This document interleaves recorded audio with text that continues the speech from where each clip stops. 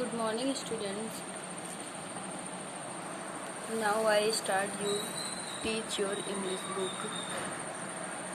Firstly, you see how many lessons in your book. See your contents. In this book, you have 23 lessons. In this book, you have 23 lessons. And today, we are going to teach first lesson, Almighty God. This is a poem.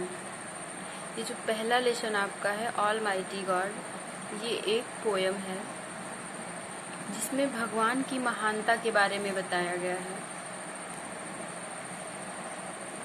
कि जो God हैं वो कितने सर्वशक्तिमान हैं।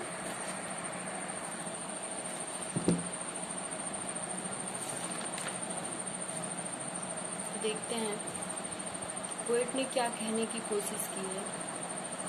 All things bright and beautiful and firstly I want to tell you कि ये lessons 2-3 lesson जो भी मैंने आपको अप्रैल और मई में पढ़ाए थे उसको मैं फिर से पढ़ाऊंगी और वीडियो के द्वारा पढ़ाऊंगी, क्योंकि अभी तक मैंने वॉइस के माध्यम से ही आप लोगों को पढ़ाया था तो शायद उतना क्लियर ना हुआ हो, तो इसलिए क्योंकि क्वेश्चन आंसर हो गया तो क्वेश्चन आंसर नहीं करवाया जाएगा, लेकिन इसको हम वीडियो के माध्यम से आप सभी को पढ़ाते हैं, इससे एक बार फिर से रिवीजन हो जाए इन सबका। All things bright and beautiful, all creatures great and small, यानी सभी वस्तुएं सुंदर और उज्जवल हैं। सारे प्राणी चाहे वो छोटे हों चाहे बड़े हों। All things wise and wonderful, सभी वस्तुएं जो बुद्धिमान हैं और आश्चर्यजनक हैं। The Lord God made them all, उन सभी को महान भगवान ने बनाया है। यानी वो चाहे सुंदर है चाहे उज्जवल, छोटी हो या बड़ी हो, कोई भी प्राणी को ले लो, यानी कीड़ों मकोड़ों से लेकर के विशालकाय जीव जंतु तक, और चाहे वो बुद्धिमान चीज़ें हो या कोई भी आश्चर्यजनक चीज़ हो, तो सब कुछ किसने बनाया है? भगवान ने बनाया है। सेकेंड स्टैंजा देखते हैं। The cold wind in the winter, यानी ठंडियों में कैसी हवा चलती है? ठंड हवा चलती है, शीतल हवाएं यानी सर्द हवाएं जो चलती हैं। द प्लीजेंट समर सन, और ठंडियों में सुहावनी हवाएं चलती हैं। The ripe fruits in the garden, और जो हमारे बगीचे में पके हुए फल लगे होते हैं, कि चित्रों के माध्यम से आप लोगों को फल भी दिखाएंगे, इसमें सेब हैं, एप्पल्स लगे हुए हैं। The ripe fruits in the garden, यानी बगीचे में पके हुए फल।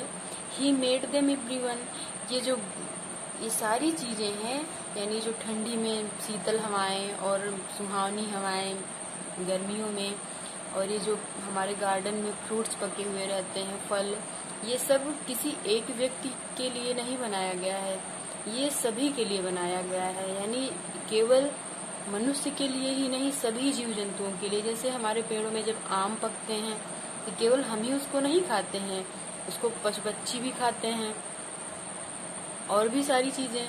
जैसे हवा अगर चल रही है तो किसी पार्टिकुलर एक इंसान को तो लगेगी नहीं, सबको लगनी है वो जो चलेगी।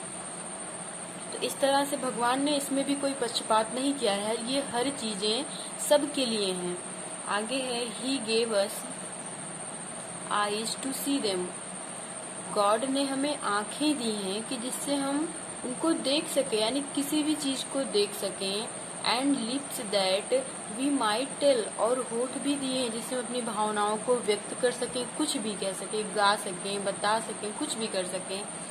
How great is God almighty, फिर पोएट क्या कह रहा है कि वो भगवान कितना सर्वशक्तिमान है।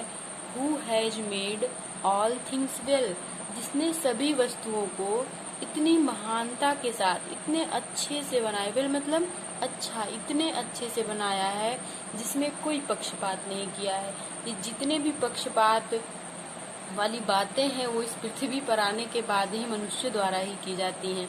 बाकी भगवान ने हर चीज़ को सभी को समान रूप से दिया है, यही हमारा नेचर है।